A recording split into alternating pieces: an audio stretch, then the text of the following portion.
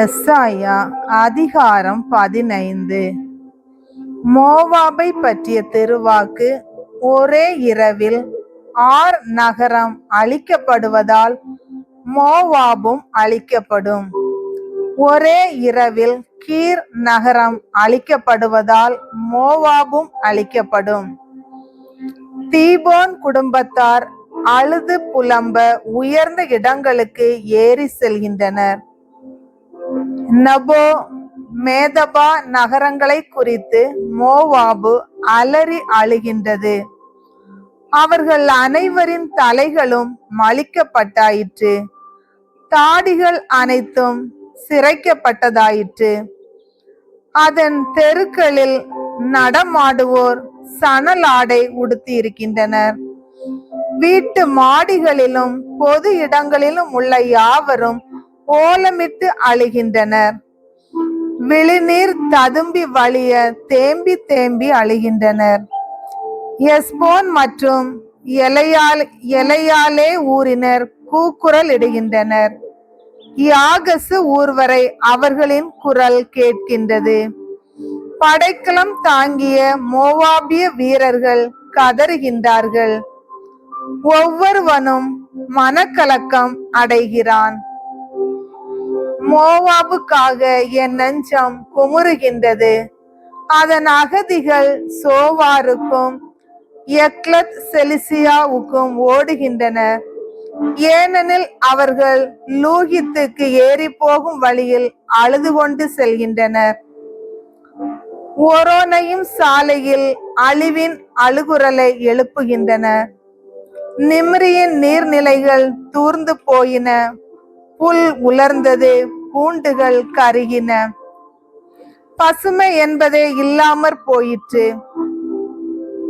ஆதலால் தாங்கள் மிகுதியாக ஈட்டியவற்றையும் சேமித்து வைத்தவற்றையும் தூக்கி கொண்டு அவர்கள் அராவிம் ஆற்றை கடக்கின்றனர். மோவாபின் எல்லை எங்கும் கதறியலும் குரல் எட்டுகின்றது.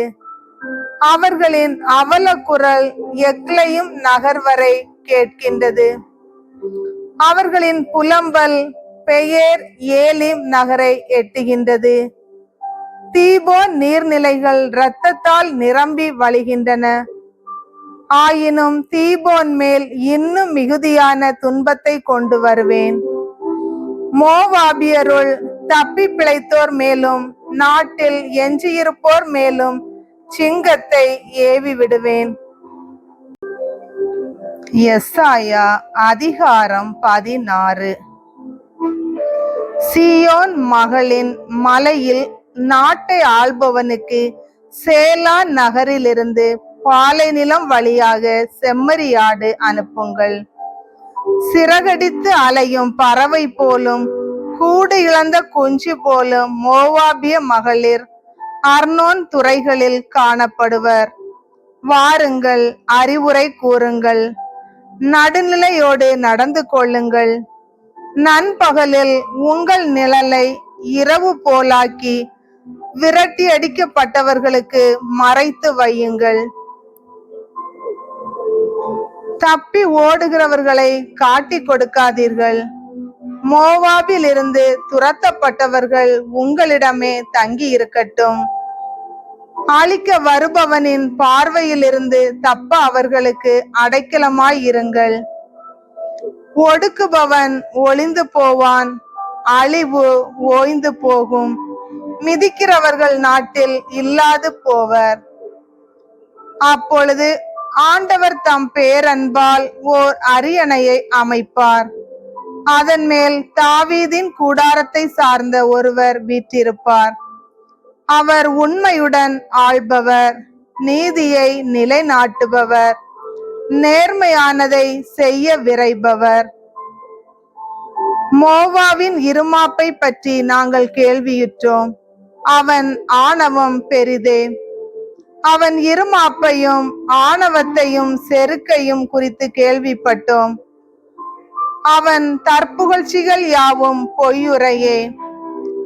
ஆதலால் மோவாபு அழுது புலம்பட்டும், மோவாபுக்காக யாவரும் கதறி அழட்டும். கீர் அரசேத்தின் திராட்சை அடைகளை நினைந்து நெஞ்சம் தளர்ந்து விம்மி அழுங்கள். எஸ்போனின் வயல்வெளி நிலங்கள் வாடுகின்றன. மக்கள் இனங்களின் தலைவர்களை விழத்தள்ளிய சிபிமாவின் திராட்சை தோட்டத்து கிளைகள் அழிந்து விட்டன. அவை ஒருபுறம் யாசேரை தொட்டன. பாலை நிலம் வரை படர்ந்திருந்தன. அவற்றின் தளிர்கள் செழிப்புடன் வளர்ந்து கடல் கடந்து படர்ந்து சென்றன. ஆதலால் யாசேருக்காக அழுதது போல் நான் சிபிமாவின் திராட்சை தோட்டத்திற்காக கண்ணீர் விடுகின்றேன். எஸ்போன் எலையாலே உங்களை என் கண்ணீரால் நனைக்கின்றேன். ஏனெனில் உங்கள் கோடை கனிக்காகவும் அறுவடைக்காகவும் எழும் மகிழ்ச்சி ஆரவாரம் அடங்கிவிட்டது. வளமான வயல் நிலங்களில் இருந்து அக்களிப்பும் மகிழ்ச்சியும் அகற்றப்பட்டன. திராட்சை தோட்டங்களில் பாடல்கள் பாடுவார் யாரும் இல்லை. ஆரவாரம் எழுப்புவார் எவரும் இல்லை. ரசம் எடுப்பதற்கு ஆலையில் திராட்சை கனி பிழிவாரும் இல்லை. பழம் பிழிவாரின் பூரிப்பும் இல்லாதொழிந்தது. ஆதலால் மோவாபுக்காக என் நெஞ்சமும் கீர் கேரசிற்காக என் இதயமும் வீணையின் நரம்பு போல் துடிக்கின்றது. மோவாபியர் உயரமான தொழுகை மேடுகளில் வழிபாடு செய்து களைத்தும் திருத்தலங்களுக்கு சென்று மன்றாடியும் அவர்களுக்கு ஒன்றும் இயலாமற் போயிற்று. இதுவே கடந்த காலத்தில் மோவாபை குறித்து ஆண்டவர் கூறிய திருவாக்கு. ஆனால் இப்பொழுது ஆண்டவர் கூறுவது, கூலியால் கணக்கிடுவதற்கு ஒப்ப 3 ஆண்டுகளில் மோவாபு நாட்டில் திரளான மக்கள் கூட்டம் இருப்பினும் அதன் மேன்மை அழிவுறும். ஒரு சிலரே நாட்டில் எஞ்சியிருப்பர். அவர்களும் வலிமை இழந்திருப்பர்.